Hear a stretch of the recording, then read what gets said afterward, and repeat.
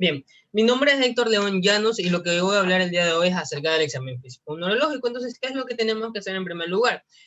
Como toda consulta, se tiene que hacer primero un examen físico general, ya sea del aparato cardiovascular, de los fluxos periféricos, de la presión arterial, de los demás aparatos, como por ejemplo uno de los principales, el aparato pulmonar, porque puede haber algún tipo de manifestación en el nivel de cualquiera de esos aparatos que puede estar representándose con algún tipo de manifestación neurológica.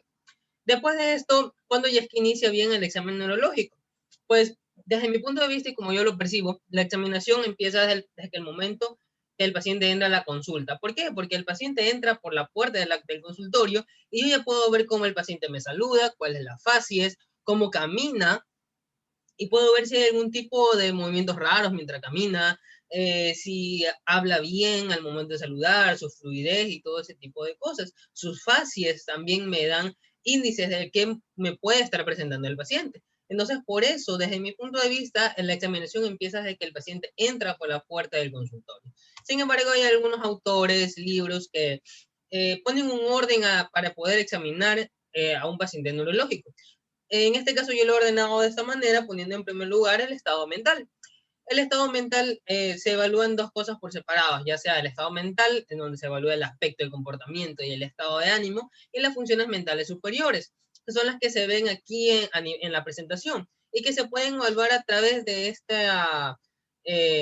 examen que se ve aquí en la presentación, que es el Mini-Mental 6 de Folstein. Este de aquí evalúa las funciones mentales superiores como la atención, la memoria, el cálculo, el pensamiento abstracto, la percepción visoespacial. Sin embargo, todo esto también se puede evaluar a través de la anamnesis del paciente, viendo que el paciente nos ponga la atención adecuada durante la memoria, preguntándole, ¿sabes qué? Durante la conversación, preguntarle, ¿viste el partido de ayer? ¿Qué desayunaste el día de hoy? Si nos dice cosas coherentes, pues podemos decir que su memoria se encuentra correcta. Pero si se quiere hacer algún tipo de examen propiamente para la memoria, se le puede decir al paciente cierta cantidad de números y que después el paciente las tenga que repetir. Si lo logra hacer, pues tiene una memoria a corto plazo correcta y luego, después de 5 minutos, se le pide al paciente que vuelva a repetir dichos números. Si después de 5 minutos lo logra hacer, pues quiere decir que se encuentra correctamente su memoria. El cálculo se le puede hacer diciéndole al paciente que de 100 vaya bajando, restándole de 7 en 7, el pensamiento abstracto, la percepción visoespacial. Se le puede decir al paciente como que, oye, ¿y cómo hiciste para llegar desde tu casa acá al consultorio? Y el paciente se empieza a crear un mapa mental a nivel de su cabeza, bien imaginándose todo el trayecto para poder explicárnoslo a nosotros. Si lo logra hacer, pues eso quiere decir que tiene una percepción visoespacial correcta. El lenguaje, pues el lenguaje, si el paciente me habla correctamente, con coherencia, tiene fluidez y nos comprende, pues su lenguaje está correcto. Pero si no lo hace, en su defecto, pues está presentando algún tipo de afasia, ya sea de Broca o de Wernicke. Otras cosas que se evalúan a nivel del estado mental corresponde a la orientación al estado de alerta, si está vigil, si está somnoliento, estuporoso o en su defecto en coma. Esto de aquí se lo puede evaluar gracias a una escala que es la escala de coma de Glasgow. Sin embargo, si el paciente llega por su propia cuenta a la consulta, como que no es de mucha ayuda realizar esta escala, porque por lo general esta escala sirve más cuando es un paciente que ha tenido algún traumatismo, como por ejemplo un accidente automovilístico, para ver si el paciente cómo llega a nivel del estado de alerta. Otra cosa importante es evaluar la praxia, que es la habilidad motora de realizar tareas aprendidas. Si el paciente no es capaz de realizar tareas aprendidas sin tener, y esto es importante, sin tener algún tipo de incapacidad motora, estamos hablando de una apraxia. ¿Cómo lo vamos a evaluar? Le decimos al paciente, oye, actúame de cómo tú pones un clavo en la pared, que es lo normal que debería hacer una persona. Con estos dos dedos, algo común, como si tuviera el clavo y con la otra hacer como si martillara con un martillo imaginario. Pero ¿qué pasa si el paciente me hace esto o me hace esto? Eso quiere decir que el paciente tiene la idea, pero no la realiza correctamente, como una ligera torpeza, por así decirlo. Esta es una apraxia idiomotora. Tiene la idea, pero no la realiza correctamente. Por otro lado, ¿qué pasa si yo le digo que haga esa acción y el paciente solo me hace esto? Pues en ese caso, el paciente no tiene la idea, no sabe cómo realizarlo. Esa es una apraxia de ideación. No hay la idea para poder realizar el movimiento. Ahora, la función motora es otra cosa que hay que evaluar también en una examinación neurológica que se evalúa la fuerza muscular, el tono y el trofismo. El tono y el trofismo se lo puede evaluar tranquilamente en la inspección. Esto se lo puede ver a simple vista, si hay una hipertrofia del músculo, si hay flacidez del músculo, si está atónico el músculo. Pero lo que sí hay que evaluar es la fuerza muscular. ¿Cómo evaluamos la fuerza muscular? Fácil, cogemos la extremidad del paciente, cualquiera de las extremidades, y le aplicamos una resistencia. Digamos que este es el brazo del paciente y este es el del examinador. El paciente tiene que vencer la fuerza del examinador. Si lo logra hacer es una fuerza de 5. Sí, lo puede hacer, pero no es la respuesta que se espera, se le pone 4. Si el paciente puede mover el brazo contra la gravedad, lo alza, lo mueve en todo el aire, pues eso quiere decir que el paciente puede moverlo contra la resistencia, contra la gravedad. Pero si yo le aplico resistencia, ya no lo va a poder mover. Entonces no tiene fuerza contra la resistencia. Eso es una fuerza de 3. ¿Qué pasa si el paciente simplemente lo puede mover sobre su propio eje? Ya no libremente como antes. Eso es una fuerza de 2. Si solamente hay vestigios de contracción, eso es una fuerza de 1. Y si no hay nada de contracción ni vestigios, una fuerza de 0. Otra forma de evaluar la fuerza muscular es a través de la maniobra de Mingazzini. ¿Cómo se lo hace? Se le pide al paciente que ponga los brazos alzados y rectos, que cierre los ojos y que los mantenga ahí durante al menos unos 10 segundos. Si con los ojos cerrados un brazo empieza a descender, eso quiere decir que el brazo que descendió tiene una debilidad muscular, como más o menos se lo ve aquí en este gráfico. Ahora, la sensibilidad es algo que no deberíamos perder mucho tiempo en esto si el paciente no refiere a algún tipo de afectación sensitiva. Y además la evaluación sensitiva es bastante subjetiva porque el paciente nos puede decir que sí siente tal cosa, que no siente tal cosa, pero nos puede estar mintiendo. Hay que ser sinceros, los pacientes mienten. ¿Qué evaluamos aquí? Si percibe estímulos, dónde busca los estímulos, evaluar las modalidades sensitivas primarias y corticales. Las sensitivas primarias, pues la vibración, la propiocepción, el calor, el dolor, todo ese tipo de cosas se los puede hacer a través de, por ejemplo, el dolor con la pequeña aguja que viene en el martillo de reflejo, que algunos lo traen, como este de aquí. Las modalidades sensitivas corticales nos referimos a aquellas como puede ser la discriminación de 2 puntos, la estereognosia o la grafestesia. Además de esto, también es importante evaluar la propiocepción, la ubicación con los ojos cerrados, y el paciente puede discernir dónde se encuentra la extremidad que nosotros le movamos. Los reflejos también es importante estudiar, examinar. Se lo hace a través de esta escala en donde la respuesta refleja normal es de 2, la hiporreflexia es de 1, la reflexia es de 0, la hiperreflexia leve es de 3 y un clonus, que son sacudidas más o menos así, tiene una puntuación de 4. ¿Cuáles son los reflejos que vamos a evaluar? Si bien hay otros reflejos que como el nasopalpebral, el maceterino, hay otros que son más importantes, que se encuentran en las extremidades superiores y en las inferiores. En las superiores es el bicipital, que se evalúa buscando el tendón del bíceps, se le encuentra y se coloca el pulgar sobre el tendón y con el reflejo de martillo se lo golpea. ¿Qué sucede? Una ligera contracción. Otro reflejo es el tricipital, en donde se le pide al paciente que relaje el brazo, nosotros se lo sostenemos y el brazo del paciente queda guindando, buscamos el tendón del tríceps y golpeamos con el martillo de reflejos. El estilo radial, buscar la apófisis estiloides del radio, golpear ahí y tiene que suceder una ligera flexión y una ligera supinación. Con respecto a los reflejos de las extremidades inferiores, vamos a tener el reflejo patelar y el aquiliano. El aquiliano a nivel del tendón de Aquiles y el patelar a nivel del tendón que se encuentra por debajo de la rodilla. Todos estos de aquí están inervados por ramas nerviosas. El bicipital de C5 a C6, el estilo radial de C5 a C6 también, el del tríceps C7, el aquiliano va de L2, L3, L4 y el aquiliano de S1 y S2. Tenemos un signo que también es especial, que es el reflejo de Babinski, en donde se estimula la planta del pie del paciente desde la parte de abajo en forma de L hasta el pulgar, y la respuesta normal que debería suceder es una respuesta flexora de esta manera. Sin embargo, un Babinski positivo es donde el pulgar del paciente se extiende y los demás dedos hacen una forma de abanico, como lo vamos a ver aquí en el siguiente video. Miren cómo el pulgar del paciente aquí se va a extender. ¿Sí ven? Se extiende y los otros dedos hacen forma de abanicos. Eso es un reflejo de Babinski positivo. e indica que hay alguna anomalía a nivel del tracto piramidal del corticoespinal. De la marcha y la coordinación, pues esto lo podemos evaluar al momento que el paciente entra por la consulta, viendo cómo camina. Y esto principalmente se evalúa si hay anomalías a nivel de la parte motor y sensitiva. ¿Qué vamos a evaluar? El giro de la marcha, si hay movimientos raros en la marcha, si el paciente puede realizar movimientos alternantes rápidos como estos de aquí, o un movimiento que se denomina dedo-nariz, en donde se le pone el dedo del examinador enfrente del paciente y el paciente tiene que ir de su nariz al dedo del examinador de esta manera. Así es una consulta virtual de la nariz a la cámara, de la nariz a la cámara, una forma de examinar eso. Ahora, con respecto a al examen de pares craneales. Como sabemos, hay 12 pares craneales y cada uno de estos tiene una función diferente, la cual tiene que ser examinada. El primer par craneal es el olfatorio. ¿Cuál es su función? El olfato. Entonces, se tiene que tener algún tipo de frasquito con algún tipo de esencia, puede ser de vainilla, de café, de lo que sea, se le pide al paciente que lo olfatee. Si lo puede oler y huele a lo que se le puso, digamos vainilla, y huele a vainilla, pues el nervio está intacto.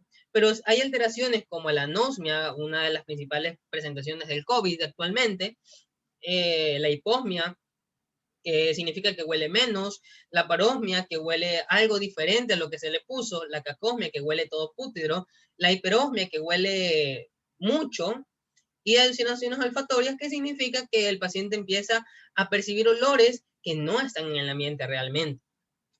El segundo paracraneal hay que examinar la agudeza visual, la visión de colores, el campo visual, la campimetría por confrontación, una de las principales, y el reflejo fotomotor inconsensual. Y algo muy importante, que cada ojo se evalúa por separado.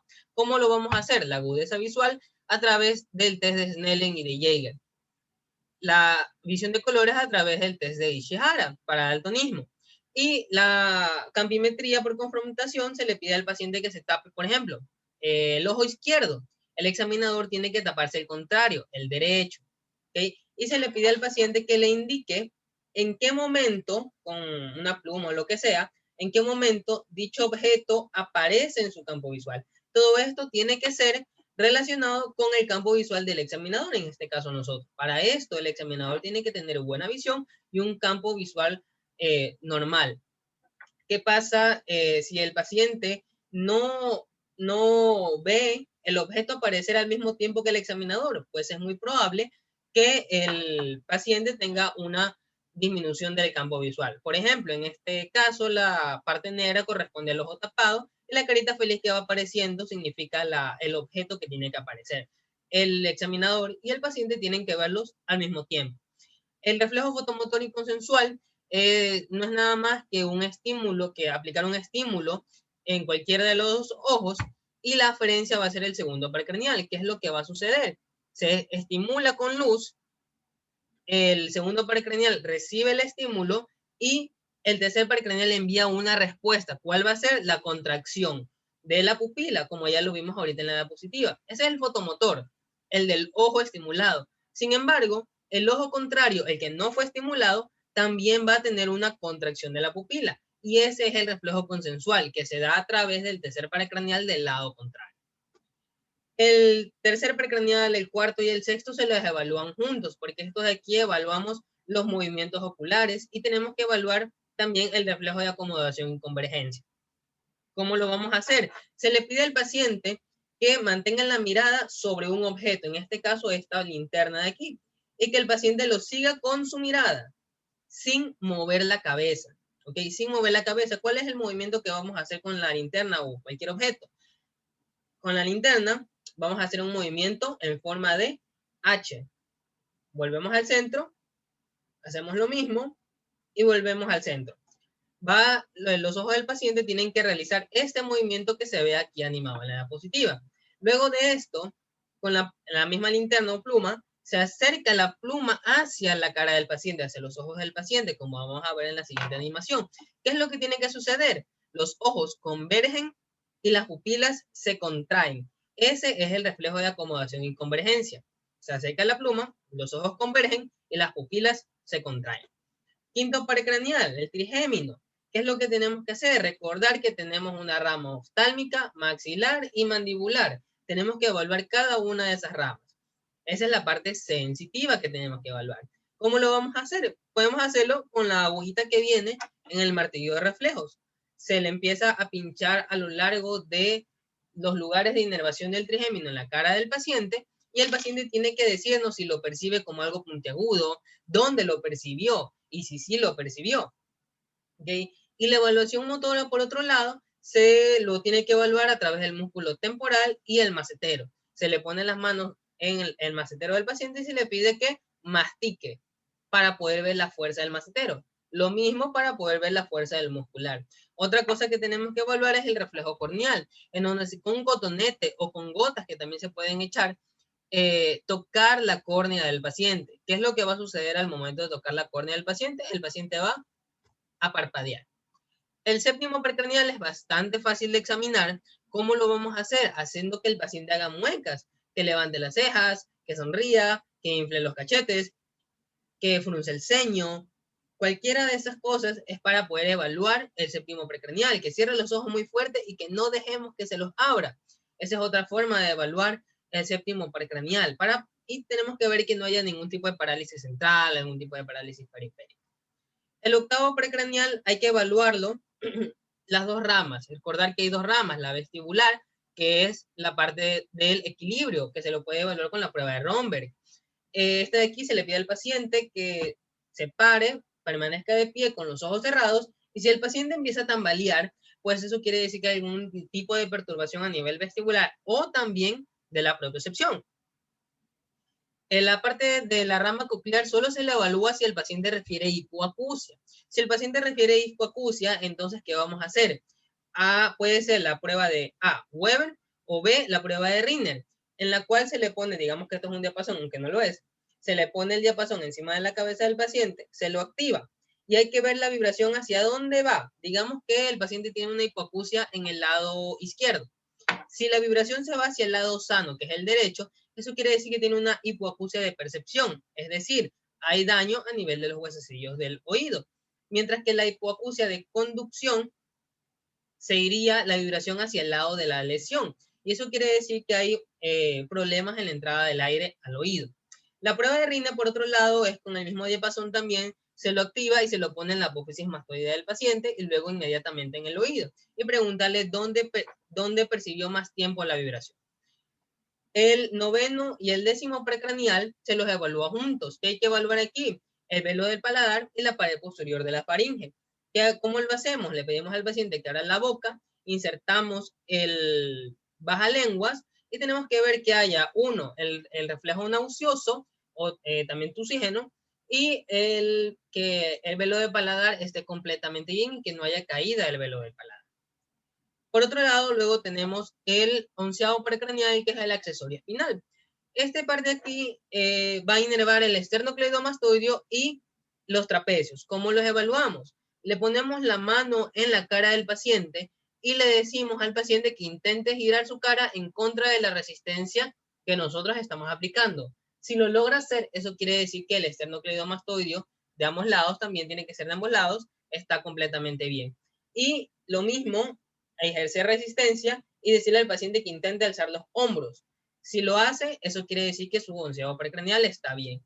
Por ejemplo, veamos este ejemplo con Dragon Ball. Miren cómo Freezer en este caso le da un golpe a Goku y Goku puede vencer la fuerza del golpe de Freezer y virar la cara. Eso quiere decir que su esternocleidomastoideo está bien.